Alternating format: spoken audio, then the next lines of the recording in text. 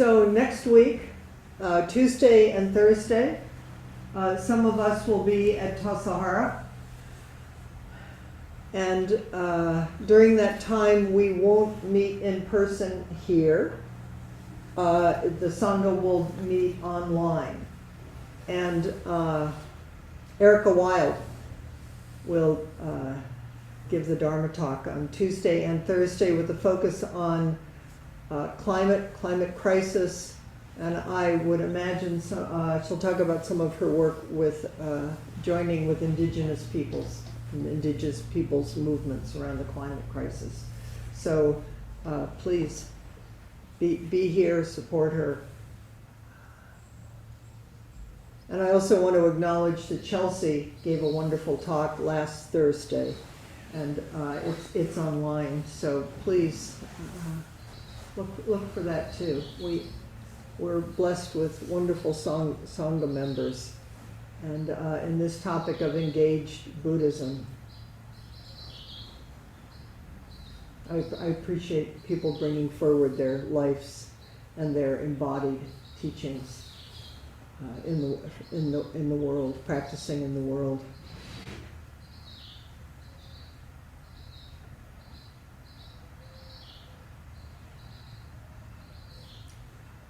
Looking a little bit ahead into the summer, we're going to be doing, sometime during the summer, we'll continue our tradition of way-seeking mind talks.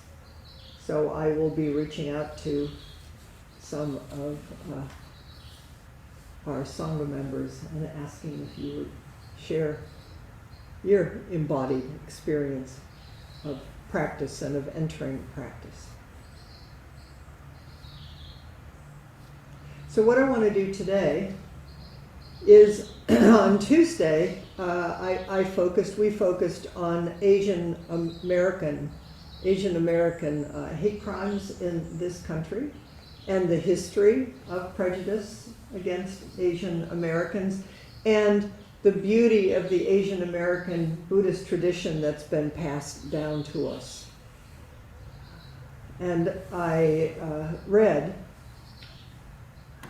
from a memorial service that they did, that an organization called May We Gather, where Asian American Buddhist Sanghas of different traditions came together to acknowledge the suffering that particular community has experienced and holds for all of us. And there'll be another, that gathering, there were 10,000 people streamed in to listen. I was one of them. They're going to do a pilgrimage in 2024. I'm not quite sure what that will be, but it's a wonderful organization with teachers that I deeply, deeply respect. So Ellen's going to put, and I think Shelley will put in the newsletter too, the link to May We Gather. I can't recommend them enough. What we're going to do today, I wasn't consciously aware of, but when I was driving here today, I was listening, and today is the beginning of Pride Month. And I just, by coincidence, because I wanted to do this, we're in a time where there has been, as we all know, a great movement of the dial in terms of inclusivity, and we also know that there is a small but vocal fear-based mongering happening that people are susceptible to. It said, I was listening to KPFA, 81% of Americans. Unknown caller. They're calling in. 81% of Americans, including them, agreed that LGBTQ plus human beings should not be discriminated against. 81%. So the power of those that are feeding a different kind of thread. And how important it is for all of us to just keep looking You know, it's to look at our own hearts and our own minds. We're good liberal people, but where are the walls that we come up against? It said in what I was listening to today that in Gen Z, 1 in 5 Gen Z generation identify as LGBTQ+. I mean, so the world has already changed, but of course, we get scared in change, and people get scared. So what I wanted to do is, there are different sources that I could recommend. I'm sure you have some. Zenju Manuel Earthling, in the way of tenderness, talks about race, but she also talks about gender and sexuality. That's a wonderful book. Lama Rod Owens talks about, as a gay man, and talks about the not easy work of penetrating that wall in the Tibetan tradition. What I wanted to, well, and then there's a new book out that I thought I was going to draw from, but then I went another direction. But it's like it keeps opening, you know? And people are finding their voices. This is a new one called Transcending Trans-Buddhist Voices. And it's full of essays. I mean, of course there are transgender people in the Buddhist community, and always have been. But now people are coming forward with their stories so that other people aren't afraid to come forward with their stories. But we have an original ancestor. Probably, I said that I was original ancestor in our lineage that I know from my generation. But I mean, of course, when you look at lineage papers, I mean, nobody puts a little sign by what was your what was your race, your gender, your sex. But we know. Well, of course, the women were left out, but now they're back in again. And anyway, I want to talk about Issan Dorsey. You all know about Issan Dorsey? See, some of you don't know about Issan Dorsey. And you know what? Even if you do know about Issan Dorsey, I had so much fun going back. And there's a wonderful book called Street Zen, The Life and Work of Issan Dorsey. Highly recommended. And I also found an article in Lion's Roar that I want to read a little of that, and I want to read some of Issan's quotes.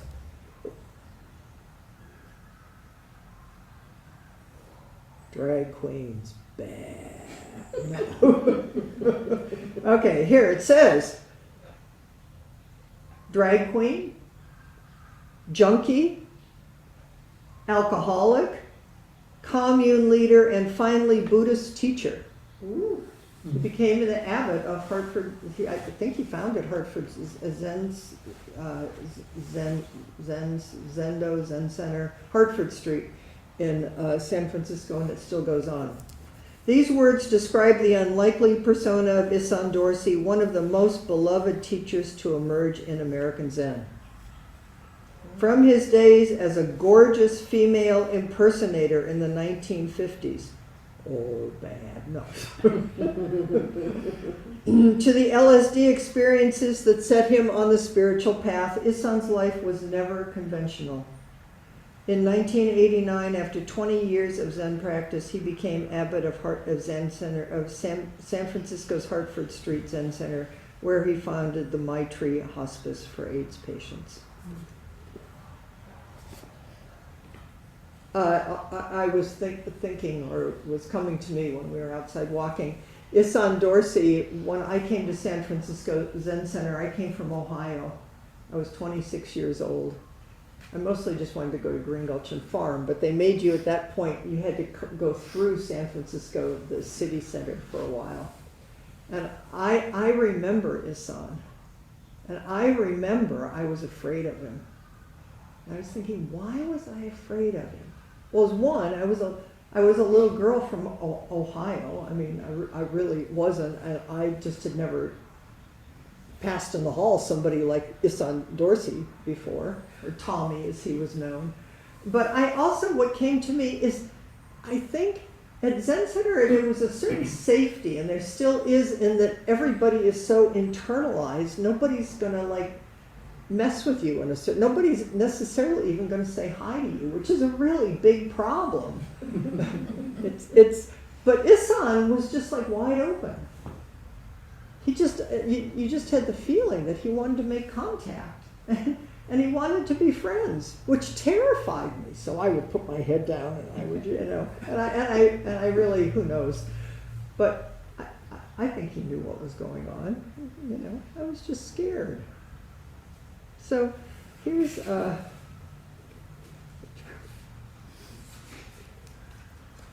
I know all the people who wrote this book and are in this book. They're all really good friends. This one is, I think this is must be David Schneider. Yeah, David Schneider. From 1972 until his death in 1990, Issan Tommy Dorsey was my best friend, both in the usual sense of the word and in a spiritual sense. He conquered difficulties presented by the Zen path one after another. He was kind and welcoming. There you go. It terrified me. Don't be kind. Don't be welcoming. I'm not really here. And I've often thought that just by being who he was, he made it possible for me to practice Buddhism. I think maybe we all have stories like that. It's just somebody who made it possible to enter the door and to stay. Because so many of us usually walk in and think, well, that's for all of you, but that's not for me. And then there's one, like Wendy Johnson was one of those people for me, because she was a gardener. It's like, oh, I guess maybe I can belong here. I guess maybe there's room here for me. So Issan did that, I think, for a lot of people. Issan's life, painted in broad strokes, seemed a kind of salvation story. A person begins in the middling station of life, slides rapidly and pleasurably into hell, pulls himself out of it, then dedicates the rest of that life to working for the benefit of others. Because Issan used Zen meditation and Zen community to extricate himself from a destructive path, his biography can be read as a kind of Buddhist success story. On a more intimate level, the story of Issan's daily life and his, quote, good and his, quote, bad sides, or at least his socially acceptable and socially reprehensible side, take a complicated shape. It's interesting as I was rereading this, how much some people want to make Issan a complete saint. Issan was not a saint.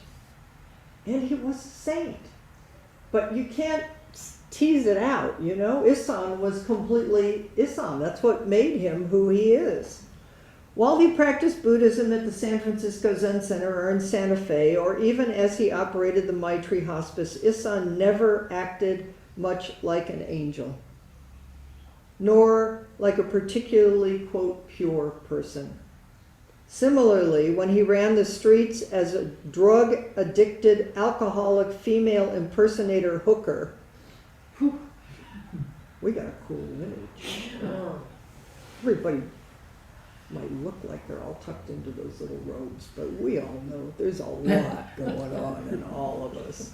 He never acted, even when he was doing all of that, he never acted much like a devil. Associates from those days always described how special he seemed. Patient, accepting, compassionate. Zen students, on the other hand, might tell you about his pettiness. He could be a dictatorial, fussy, bitchy pain in the ass. Oh, this is a good friend. People from all periods of his life will readily use the word outrageous in talking about Issan. Outrageous, far out. Applied to Issan, the word meant he actually outraged people, which in fact he did all of his life. Issan is revered in our lineage, deeply loved. Some of his caregivers, it's safe to say, felt moments of outrage about his relationship to pain-killing drugs and the amount of these drugs he asked for right up to his death. Not perfect. The point I would like to make here is that Issan Dorsey's difficult and benevolent instincts were present and operative in him throughout his life. his acceptance of all sides of himself, in fact, his celebration of them, distinguishes him from most of his Buddhist contemporaries. Okay, now I'm going to read a little bit from this article by Kobai Scott Whitney, The Lone Mountain Path, the example of Issan Dorsey from 1998.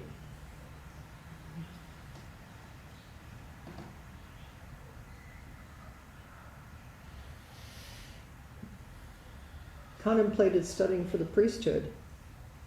Oldest of 10 children, he ended up joining the U.S. Navy, from which he was eventually expelled for homosexual conduct. In the 1950s, he began a long career as a performer in drag shows in San Francisco's North Beach. In his shows, he was billed as Tommy D, the boy who looks like the girl next door. In the 60s, he deepened his use of alcohol and drugs while joining the hippie movement as a founder of a large, still well-remembered commune. He shot heroin. He partied. He had frequent injuries, overdoses, run-ins with the police. He once said, "Sometimes I'd wake up hung over in jail. The first thing I'd do was feel to see if I had my tits on. This would tell me whether they had locked me up on the men's side or with the hookers on the women's side." And then in the 1960s, he began to sit with Suzuki Roshi and his life began to change.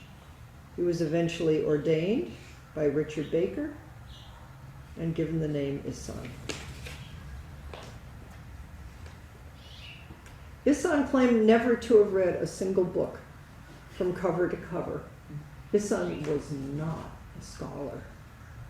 Steve Allen, who became abbot of Hartford Street after Issan died, Steve Allen's a friend, and he said that Issan, and you'll see, whatever I have time to read you about Issan, is that he taught by being himself. He was not a scholar. So all of you who think you're not reading enough Buddhist books, I mean, please read Buddhist books, that's great. But Issan would like he said with Steve, now you've lived by me long enough, now you need to go find somebody that you can study the sutras with. He knew it was important, but it was not his way. The only book he read cover to cover was Suzuki Roshi's Zen Mind, Beginner's Mind. Throughout the late 70s and 80s, he moved through the world of the San Francisco Zen Center like an angel in tabi socks, as graceful and outrageous as the stage-wise drag queen he had been before meeting Suzuki Roshi. That's who I was afraid of.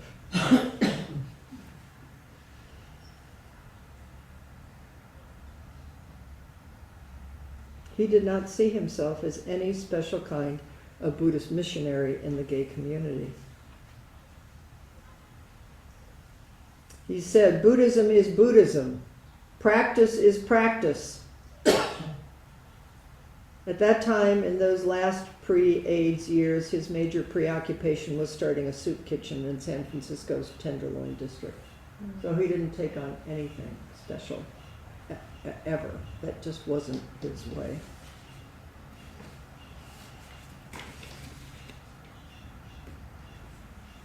Okay.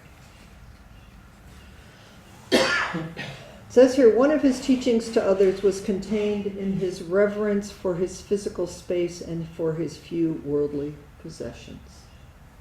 That's how he taught. Just take care of things.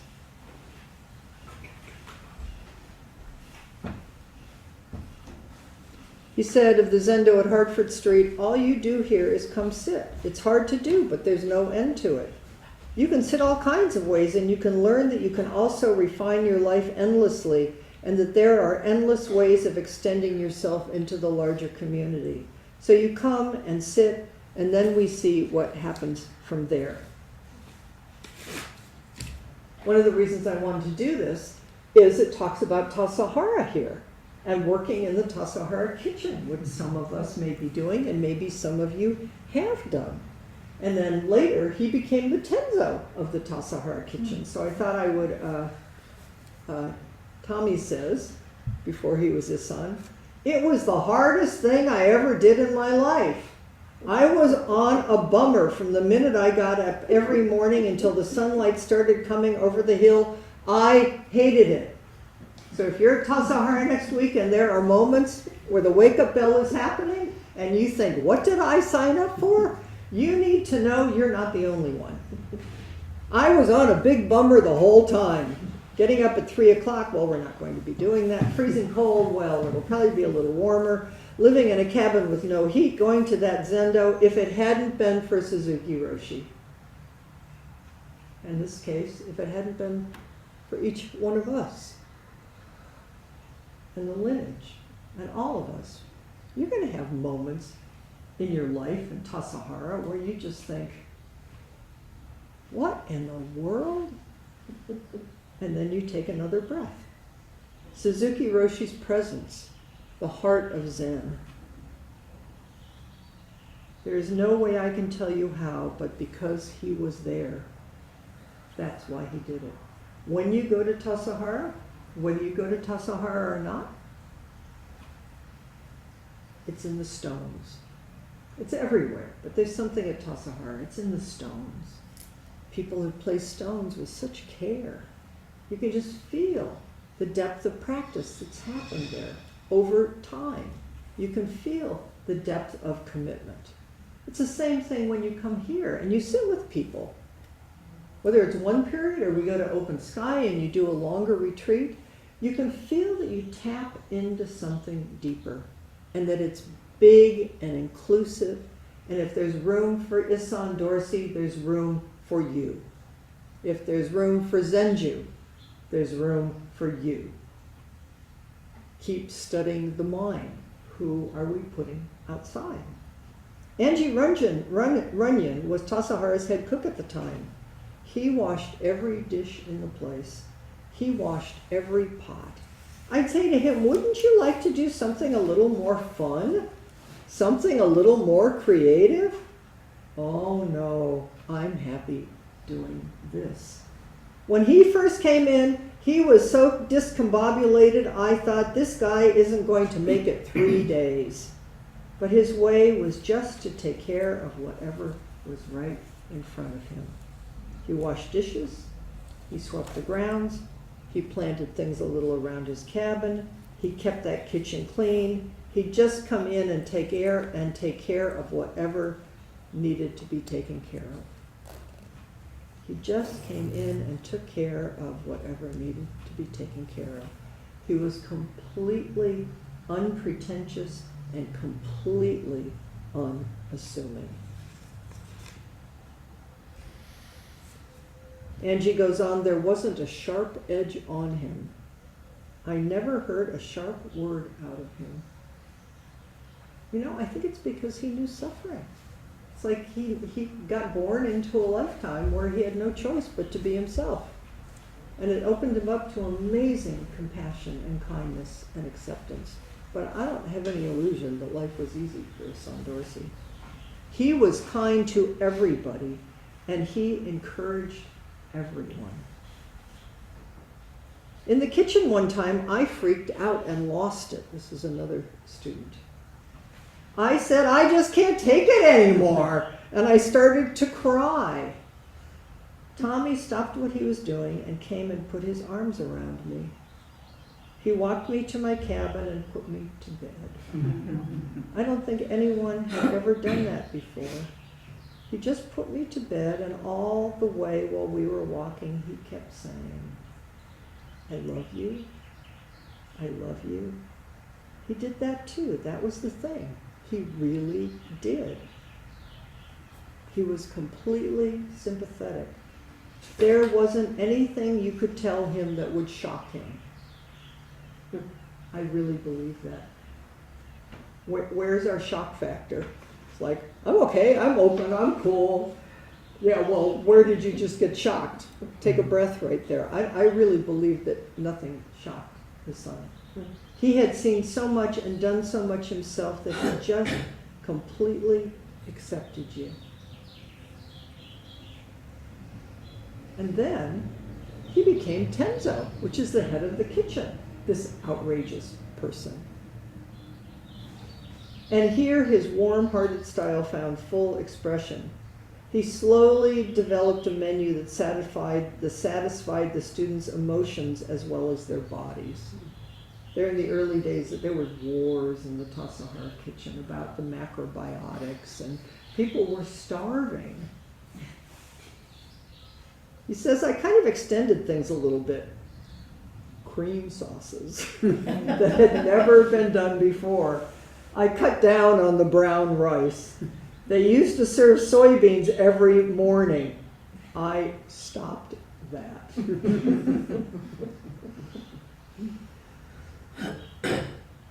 He created a warm, open feeling in the kitchen and managed to diffuse the awful tension about food without sacrificing a sense of crispness in the work. He emphasized a kind-hearted approach rather than a rule-oriented one. Okay, I have tons of this, but let me just read a few more things that I want to share.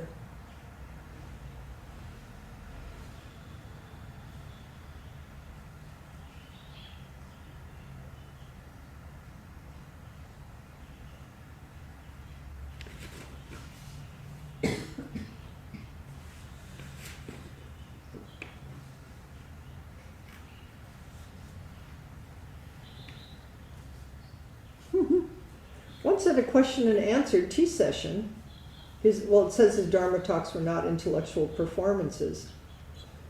So he'd given a little talk and a gay man asked him, I've been studying for 6 months now and I don't notice any difference in my behavior or thoughts. You've been doing Zazen for 20 years. Have you noticed any difference in yourself? After a few minutes of hesitation and puzzled facial expressions, Issan replied, well, I don't wear high heels anymore.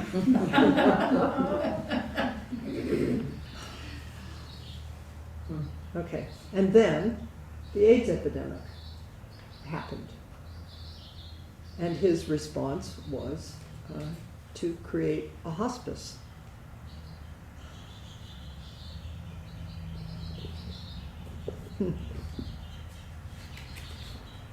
Before there was even any clear name or understanding of the disease, Issan regularly visited a young gay man in the San Francisco General Hospital who had what we now know as AIDS. Taking Issan aside after one of his visits, a stern and disapproving charge nurse commented to him that his particular patient had probably had more than 400 sexual partners. Miffed at the woman's moralistic tone, Issan terminated the conversation and said, only 400 partners? Is that all?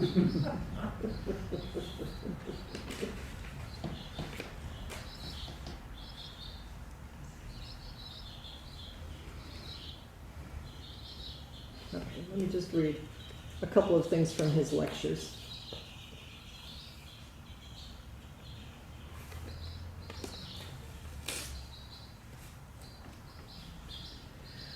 The definition of compassion.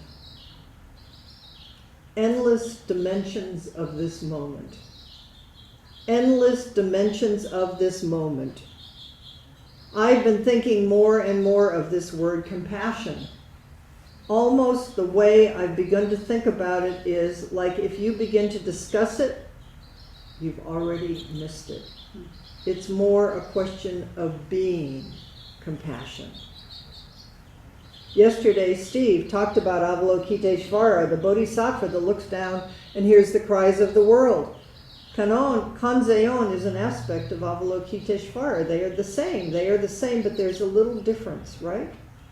I might just be making it up, but it's a nice way to say something. Kuan Yin, Kanzeon, is a very feminine aspect of Avalokiteshvara. Kanzeon deeply penetrates the sounds of the world. It means Kanzeon is the sounds of the world, so there is no separation. So ultimate dimensions of this moment is.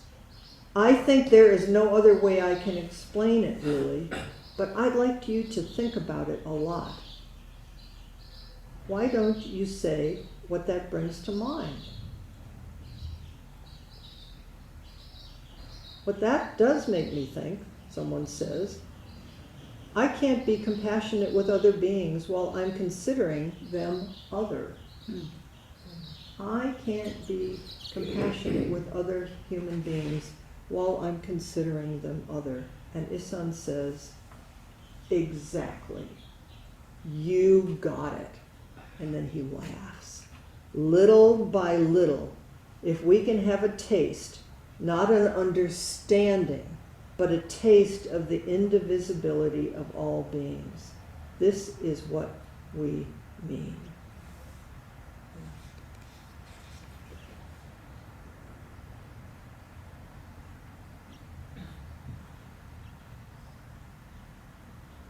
And I thought I'd just read this one last one because maybe there are people who might identify. You may not be a flamboyant gay drag queen, although we'd probably all have that someplace inside of ourselves if we would let it out. It might be fun. Here's another one of his lectures. It says, a little while ago I began having anxiety attacks. I call them that because I don't know what else to call them. I have never experienced anything like it, and that seemed like a good word for it. I didn't have the energy to do anything, but I couldn't not do anything. I couldn't put on the TV and distract myself. I couldn't read. I couldn't sleep. I couldn't lie down. So I just started walking. An anxiety attack. Why are we talking about anxiety attack?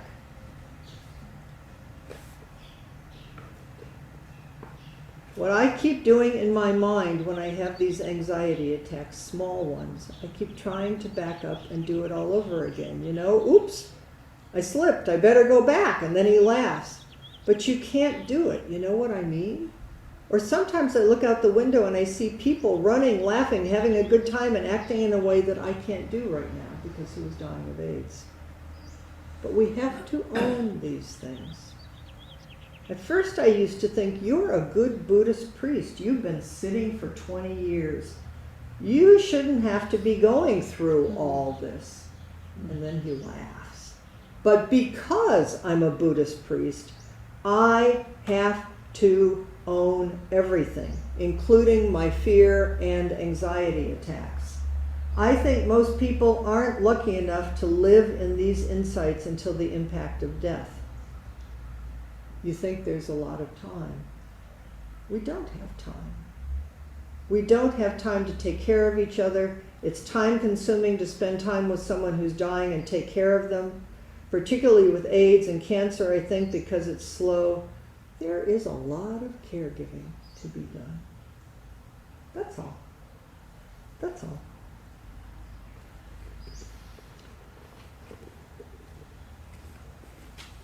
So maybe